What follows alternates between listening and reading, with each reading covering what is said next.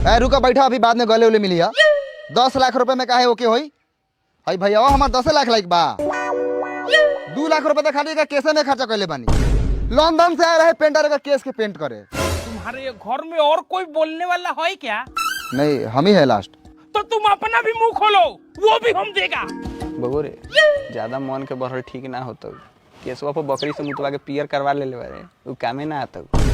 रुका ना, इस सर वाला के पैसा के थाहे नहीं के चलत कितना रुपया वाला भाई।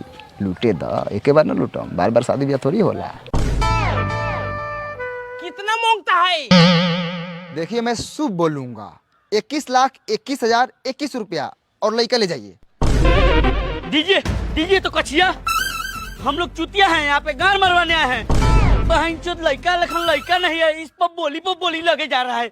10 लाख 21 लाख लौड़ा लाख। पिताजी कछिया लीजिए, निकलिए चलिए। ए बबुआ रुक रुक रुक, ए मल्लार दाची अपने में डाठी ना एकरा के। साले मार कछिया के कपारे फाड़ दे। साले लबर लबर बोल रहा था। ये साला रेकार के चलते हम शादी ना करावत रहनी। साले एक और तो कैसे करा देता नहीं, तोरा माथे में और ना चढ़ी। हमरा के मत झका, समझ ले, हमरा ला रखल है, अपन काम कर। काम करो अपन। अरे लड़का ऐसा लड़का ना, गैस सिलेंडर लिखी रेट पर रेट बढ़त जाता। हाँ तो सिलेंडर कुमार नामे है मेरा, सुन लीजिए। जब बिकाएंगे महंगे बिकाएंगे। कोनो सामान थोड़ी कहल जे हम महंगा बिका। रउआ लइका होके कथी बोलले बानी, चुपे रही ना। अरे छोड़ू ना, अरे लड़को कहता तो ओकरो मन के कुछ बढ़ा तू और रिश्ता के फाइनल करू। 10 लाख बोला था, 11 लाख कोड़ देगा। इससे ज्यादा हम नहीं करेगा, नहीं तो कोचिया लेकर चल जाएगा। अरे पिताजी तुम पागल है क्या? अभी तक साटा का एक भी पैसा बयाना नहीं मिला है, अब तुम 1 लाख रुपया ऐसे बढ़ा रहे जैसे कि 1000। ऐसे करेगा तो मैं चला जाएगा रिहर्सल करने। ए बबुआ तू बैठ, नाम देखा तानी। मैं क्या बैठूं? मेरे धन और संपत्ति के साथ बहन के साथ खिलवाड़ हो रहा है। 1 मिनट, साटा बयाना, ये काम कैसे करेला ये लोग? अरे ये लोग ऑर्गेनाइजर बा लोग, ये लोग इवेंट ऑर्गेनाइज करेला। रे भूला साला तू ही समझाओ ना रे। हमरा के कोची ठुकले बरे सरवा, औकात में रहो ना तो मुंह में लात ढास दे। यही बटले 11 लाख है, एगो मोटरसाइकिल में फाइनल हो गेल। अब लड़की के फोटो दिखाई लोग देखो। उड़ी बाबा 1 नंबर बात किया। ये लो मिस काजल। है लड़की पसंद है? साला कौड़ी आदमी के बढ़िया माल भेटा गेल। फोटो में लड़की पसंद बा, लेकिन हमनी का सामने से देखे के चाहम। अरे सामने से देखी चाहे फोटो में, ऐसा लड़की ना मिली करोड़ों नोटों में। सोमवार के दिन आई, लड़की देखी, पैसा कौड़ी ली, या दिन फाइनल हो जाई। एगो बात सुन ली मोबिल बाबू, अगर हमरा पर भरोसा होखे तो। हाँ बोली। जौन मिस काजल राजबारी नु, उनकरा के हम बचपने से देखा तानी प्रैक्टिस करते हुए। प्रैक्टिस कथी के? नौकरी के। अरे समधी साहब ज्यादा सोचो मत, तुम्हारे बेटा को काम भी नहीं करना पड़ेगा। हमारा बेटे सिर्फ महीना का 1.5 लाख कमाता है। 1.5 लाख? ऐसा कौन काम करती है? अरे वो KRAMG group of private limited company में काम करती है। इंग्लिश कंपनी है, तुमको नहीं बुझाएगा, तुम पढ़ा लिखा थोड़ी है। मैं पढ़ा लिखा तो नहीं है, लेकिन 1.5 लाख रुपए कमाता ही। हाँ भाई। पापा तब तो हमनी का बैठ के खा जाए। रोक, हम नाश्ता पानी ले आवता नहीं। रहने दीजिए नाश्ता पानी, आप मेरे यहाँ आइए। फटा हुआ रसगुल्ला का नाम सुने हैं? फटा हुआ रसगुल्ला नहीं। मेरे यहाँ शादी ब्याह में दबा के चलवाता हूँ। पापा जी निकलिए, तो 1.5 लाख और बढ़ जाएगा। चलिए चलिए। समधी साहब ये लीजिए हमारी तरफ से 10,000 रुपया। इसका आप मुर्गा दारू खाएगा और सोमवार को हमारे घर पे आएगा और 11 लाख रुपया हमारा बेटी लेके जाएगा। चलिए चलिए चलता ही। नमस्कार दलाल। नमस्कार। वाह रे डाबर दलाल जी, वाह कमाल कर दिले यार तू।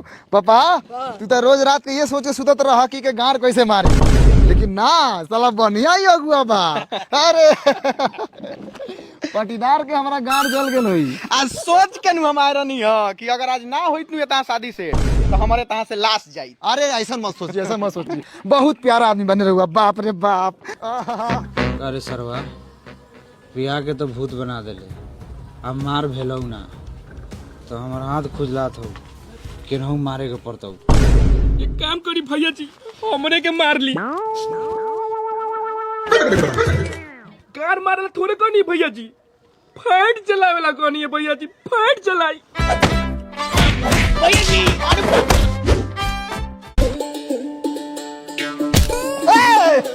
सुना ना बहन के धब, एक चप्पल में 10 गाड़ फुला दे। ए हम तोहर सार बानी करे सरवा कि रहरा के ठोकरी आवत रे घप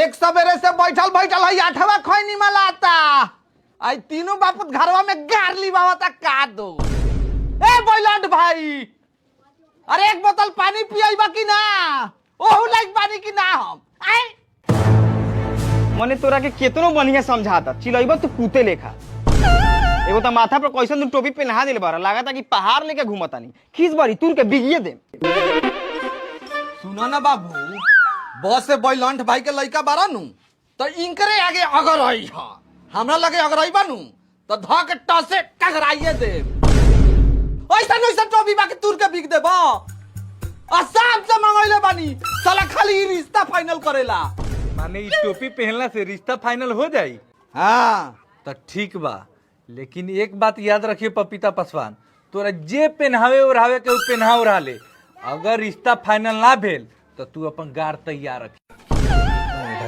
गार काहेला मरवावेला तो ठीक बा खाली तोरा ला बैलंट भाई ई रिश्ता पर हम अपन गार दाव पर लगाईनी खाली पैसा कौड़िया आ कपड़ा ला लेनू ले बारो पैसा के चिंता मत कर पपीता पासवान जितना खैला के बाद तोर पेट ना भरत होई उससे ज्यादा पैसा भर ले बनी है टैचिया में चल अब कि और कुछ सुने के मन बा इतना होला के बाद मां से माथा चोदे होई तोरा दुआर पर त ल से लल देउआ के चक्कर में हम अगुआ हो गेनी ना त कितना बढ़िया पान बेचत रही मोतिहारी में पपीता पासवान पान पहले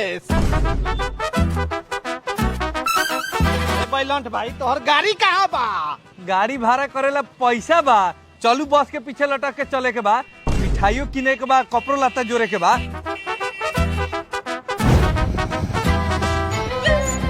खुश बारे नु